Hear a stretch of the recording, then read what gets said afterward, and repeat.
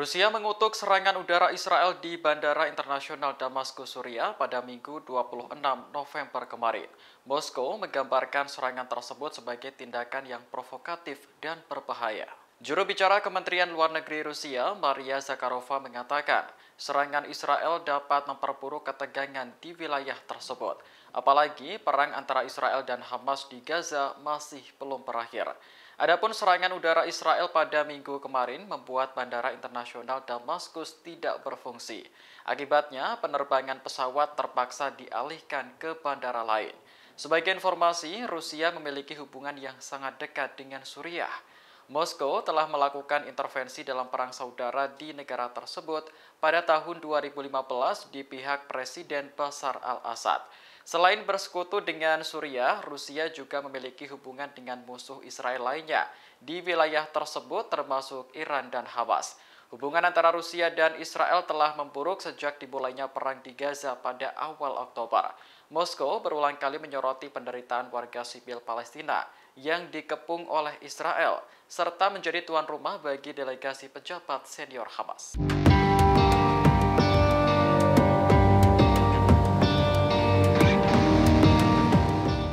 Pelaku pembajakan kapal terkait Israel di lepas pantai Yaman ternyata bukan militan Houthi.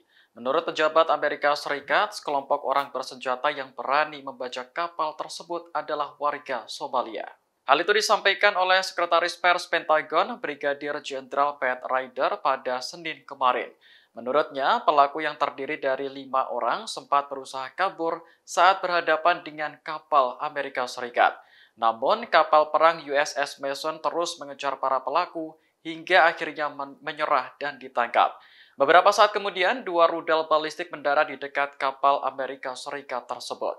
Komando Pusat Militer Amerika mengatakan peluncuran rudal ternyata dilakukan oleh Houthi Yaman.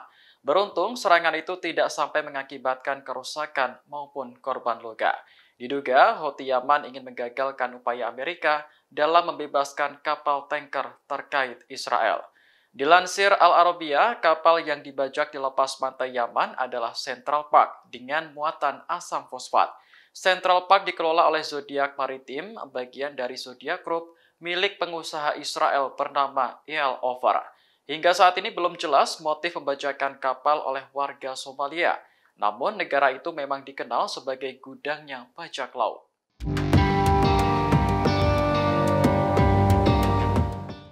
Sebuah kapal induk Amerika Serikat yang memasuki perairan Teluk di Timur Tengah terpaksa mengubah arahnya.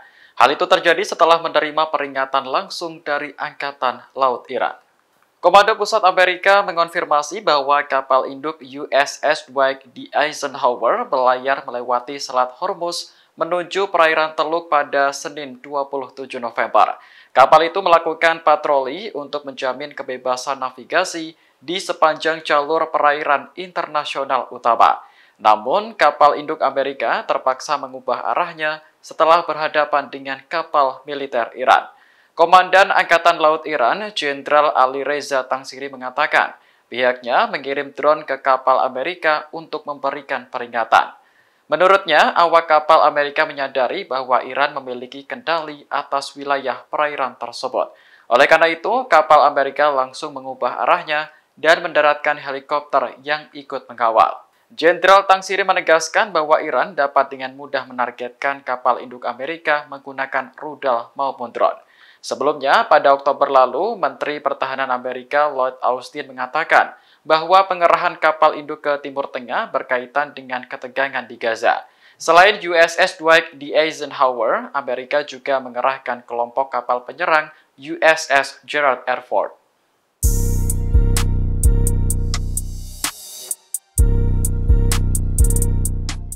Seorang pejabat Houthi Yaman menuduh Amerika Serikat berbohong soal aksi heroik penyelamatan kapal terkait Israel yang dibajak.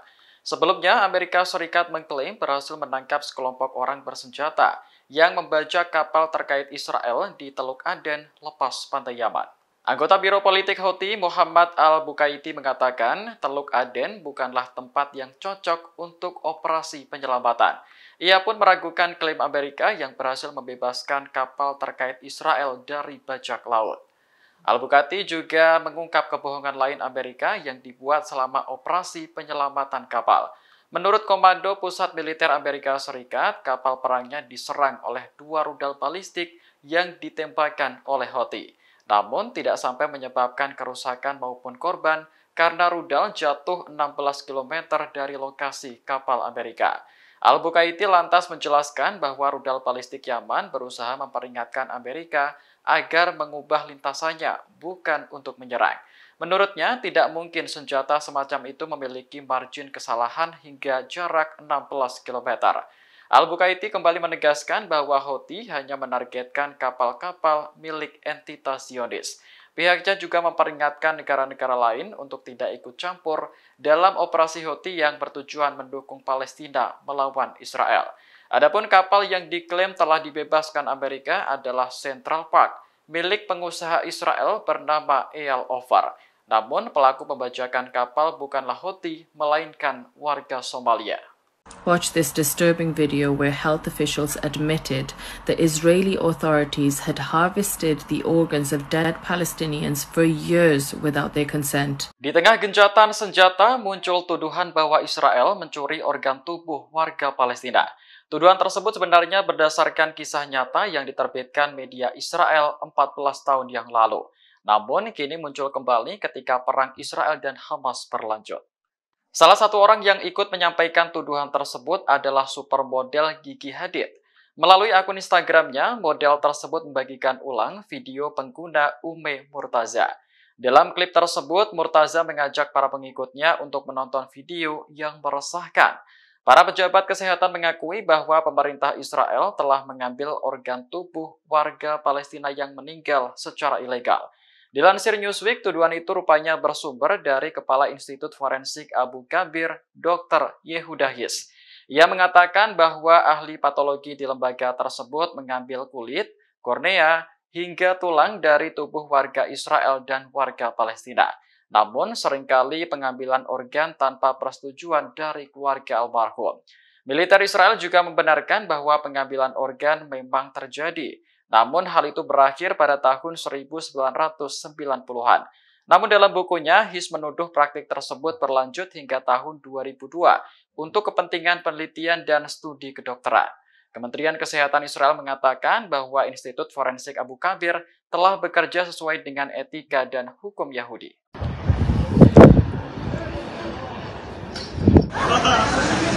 Israel telah membebaskan sejumlah warga Palestina yang dipenjara sebagai bagian dari pertukaran sandera dengan Hamas. Namun di saat yang bersamaan, tentara Israel justru menangkap lebih banyak orang di tepi barat. Dilansir Al-Arabia, tentara Israel menyerbu kota Beitunia dan Kafar Ain pada Selasa 28 November dini hari. Mereka menembaki 2 pemuda hingga tewas dan puluhan lainnya ditangkap. Menurut pihak berwenang Palestina, Israel telah menahan lebih dari 3.200 orang di tepi barat sejak 7 Oktober. Mayoritas dari mereka ditangkap di rumah atau saat berada di pos pemeriksaan Israel. Sementara itu, di luar penjara Ofer Israel di tepi barat yang diduduki, tentara Zionis menembakkan gas air mata. Tujuannya untuk membubarkan warga Palestina yang berkumpul menunggu pembebasan tahanan. Diketahui, Israel membebaskan 33 warga Palestina yang dipenjara dengan imbalan sejumlah sandera dari Hamas. Kesepakatan ini terjadi saat gencatan senjata di Gaza berlangsung. Semula, gencatan senjata disepakati selama 4 hari terhitung sejak Jumat 24 November, namun akhirnya diperpanjang hingga Rabu 29 November mendatang.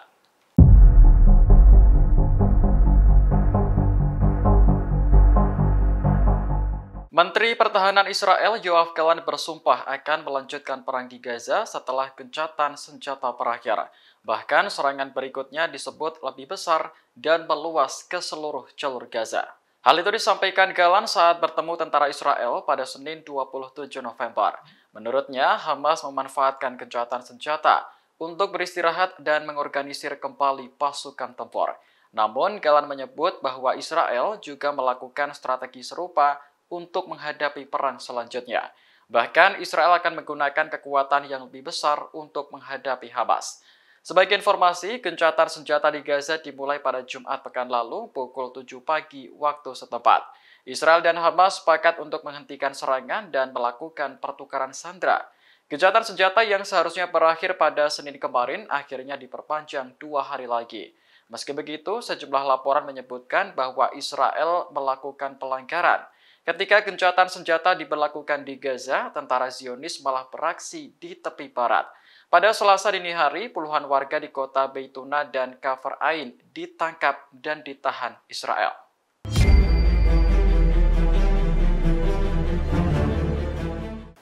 Amerika Serikat telah mengerahkan militernya di Suriah dan Irak dengan dalih memberantas kelompok radikal. Namun, kehadiran Pentagon di negara tersebut dianggap tidak memberikan kontribusi dan justru menjadikan tentara Amerika menjadi sasaran. Itulah sebabnya militer Amerika didesak untuk segera pergi dari Suriah dan Irak secepat mungkin. Dilansir Sputnik, seorang profesor pemerintahan di Universitas Texas, Jason Brownlee, mengungkap 4 alasan mengapa tentara Amerika harus meninggalkan Suriah dan Irak. Pertama, kehadiran militer Amerika di negara tersebut memberi peluang bagi kelompok yang didukung Iran untuk menargetkan tentara. Menurut Pentagon, tentara Amerika di Suriah dan Irak telah berulang kali diserang oleh militan lokal sejak 17 Oktober. Serangan-serangan ini telah mengakibatkan sedikitnya 62 personel Amerika terluka. Kedua, pengerahan militer Amerika yang berlarut-larut berpotensi menimbulkan konflik besar antara Amerika dan Iran. Menurut Brownlee, konflik ini jauh lebih berbahaya dan lebih besar dibandingkan perang di Gaza. Ketiga, jika tujuan militer Amerika di Timur Tengah memberantas kelompok radikal, maka seharusnya tugas ini diserahkan kepada militan lokal. Brownlee menilai penduduk setempat akan melakukan pekerjaan yang lebih cepat. Keempat, penarikan militer Amerika dari Suriah dan Irak dinilai tidak akan membahayakan kepentingan Washington, sehingga Amerika tidak perlu khawatir kehilangan kekuatan atau pengaruhnya di mata dunia.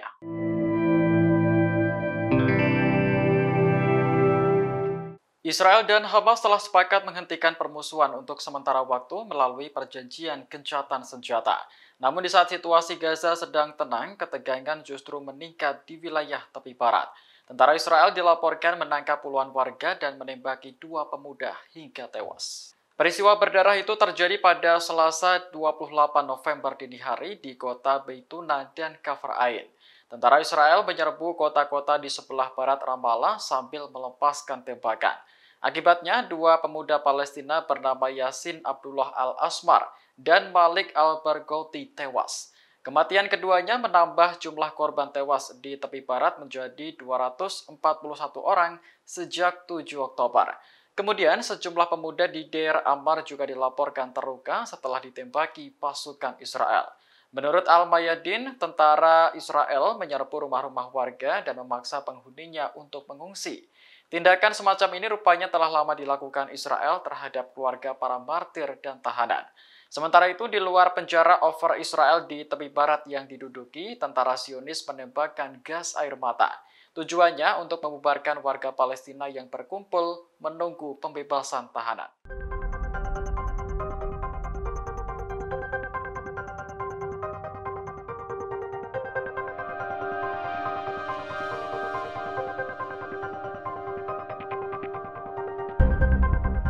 Perang antara Israel dan Hamas telah berlangsung selama lebih dari 50 hari. Tak hanya menelan korban jiwa, permusuhan itu juga membuat keuangan negara terkuras.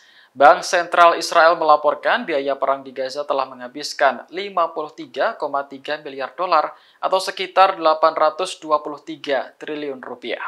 Menurut Bank Sentral, sekitar 447 triliun rupiah dialokasikan untuk belanja militer yang bersifat inklusif. Sementara sisanya digunakan untuk kompensasi kerusakan langsung atau tidak langsung. Kemudian pengeluaran sipil, pembayaran utang publik, dan hilangnya pendapatan pajak.